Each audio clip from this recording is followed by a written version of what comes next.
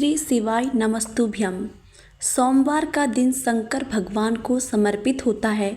आज के दिन भक्त भोलेनाथ को प्रसन्न करने के लिए विशेष पूजा अर्चना करते हैं।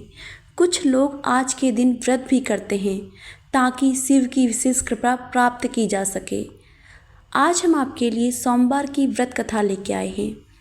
एक समय की बात है, किसी नगर में एक साहूकार रहता था। उसके घर में धन की कोई कमी नहीं थी, लेकिन उसकी कोई संतान नहीं थी। इस कारण वह बहुत दुखी था। पुत्र प्राप्ति के लिए वह प्रत्येक सोमवार व्रत रखता था और पूरी श्रद्धा के साथ शिव मंदिर जाकर भगवान शिव और पार्वती जी की पूजा करता था। उसकी भक्ति देखकर एक दिन माँ पार्वती प्रसन्न हो गई और भगवान शिव से उस साहूकार की मनोकामना पूर्ण करने का आग्रह किया। पार्वती जी की इच्छा सुनकर भगवान शिव ने कहा, हे पार्वती, इस संसार में हर प्राणी को उसके कर्मों का फल मिलता है और जिसके भाग्य में जो है उसे भोगना ही पड़ता है। लेकिन पार्वती जी ने साहूकार की भक्ति का मान रखने के लिए उसकी मनोकामना पूर्ण करने की इच्छा जताई। माता पार्वती के आग्रह पर शिवजी ने साहूकार को पुत्र प्राप्ति का वरदान तो दिया, लेकिन साथ ही यह भी कहा कि उसके बालक की आयु केवल 12 वर्ष होगी। माता पार्वती और भगवान शिव की बातचीत को साहूकार सुन रहा था। उसे ना तो इस बात की खुशी थी और ना ही दुख। वह पहले की भांति शिवजी की पूजा करता रहा। कुछ समय के बाद साहूकार के घर एक पुत्र का जन्म हुआ। जब वह बालक 11 वर्ष का हुआ तो उसे पढ़ने के लिए काशी भेज दिया गया।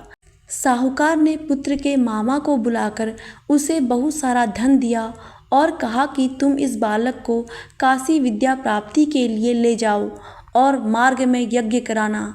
जहाँ भी यज्ञ कराओ वहाँ ब्राह्मणों को भोजन कराते और दक्षिणा देते हुए जाना। दोनों मामा भांजे इसी तरह यज्ञ कराते और ब्राह्मणों को दान दक्षिणा देते काशी की ओर चल पड़े।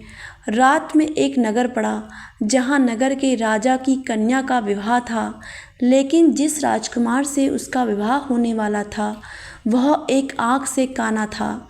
राजकुमार के पिता ने अपने पुत्र के काना होने की बात को छुपाने के लिए एक चाल सोची। साहूकार के पुत्र को देखकर उसके मन में एक विचार आया। उसने सोचा, क्यों न इस लड़के को दूल्हा बनाकर राजकुमारी से विवाह करा दूं। विवाह के बाद इसको धन देकर विदा कर दूंगा और राजकुमारी को अपने नगर ले जाऊंगा। लड़के को दूल्हे के वस्त्र पहनाकर राजकुमारी से विवाह कर दिया गया, लेकिन साहूकार का पुत्र ईमानदार था। उसे यह बात न्याय संगत नहीं लगी। उसने अवसर पाकर राजकुमारी की चुन्नी के पल्ले पर लिखा कि तुम्हारा विवाह तो मेरे साथ हुआ है, लेकिन जिस राजकुमार के संग तुम्हें भेजा जाएगा वह एक आँख से काना है। मैं तो काशी पढ़ने जा रहा हूँ। जब राजकुमारी ने चुन्नी पर लिखी बातें पढ़ी तो उसने अपने माता पिता को यह बात बताई। राजा ने अपनी पुत्री को विदा नहीं किया, जिससे बारात वापस चली गई। दूसरी ओर साहूकार का लड़का उसका मामा काशी पहुँचे और वहाँ जाकर उन्होंने यज्ञ किया। जिस दिन लड़के की आयु 12 साल की हुई उसी दिन यज्ञ रखा गया। लड़के ने अपने मामा से कहा कि मेरी तबीयत कुछ ठीक नहीं है। मामा ने कहा कि तुम अंदर जाकर सो जाओ। शिवजी के वरदानुसार कुछ ही देर में उस बालक के प्राण निकल गए।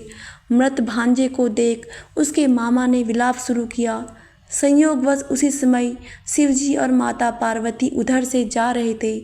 पार्वती ने भगवान से कहा, स्वामी, मुझे इसके रोने के स्वर सहन नहीं हो रहा। आप इस व्यक्ति के कष्ट को अवश्य दूर करें। जब शिवजी मृत बालक के समीप गए तो वह बोले कि यह उसी साहूकार का पुत्र है जिसे मैंने 12 वर्ष की आयु का वरदान दिया। अब इसकी आयु पूरी हो चुकी है। लेकिन मातृभाव से विभोर माता पार्वती ने कहा कि हे महादेव, आप इस बालक को और आयु देने की कृपा करें, अन्यथा इसके वियोग में इसके माता पिता भी तड़प तड़प कर मर जाएंगे। माता पार्वती के आग्रह पर भगवान शिव ने उस लड़के को जीवित होने का वरदान दिया। शिवजी की कृपा से वह लड़का जीवित हो गया। शिक्षा समाप्त करके लड़का मामा के साथ अपने नगर की ओर चल दिया। दोनों चलते हुए उसी नगर में पहुँचे जहाँ उसका विवाह हुआ था।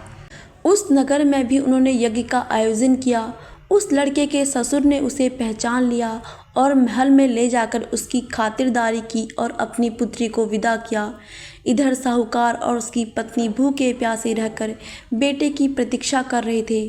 उन्होंने प्रण कर रखा था कि यदि उन्हें अपने बेटे की मृत्यु का समाचार मिला तो वह भी प्राण त्याग देंगे, परंतु अपने बेटे को जीवित होने का समाचार पाकर वह बेहद प्रसन्न हुए। उसी रात भगवान शिव ने व्यापारी के स्वप्न में आकर कहा, हे श्रेष्ठी, मैंने तेरे सोमवार के व्रत करने और व्रत कथा सुनने से प्रसन्न होकर तेरे पुत्र को लंबी आयु प्रदान की है। इसी प्रकार जो कोई सोमवार व्रत करता है या कथा सुनता है और पढ़ता है, उसके सभी दुख दूर होते हैं और समस्त मनोकामनाएं पूर्ण होती है।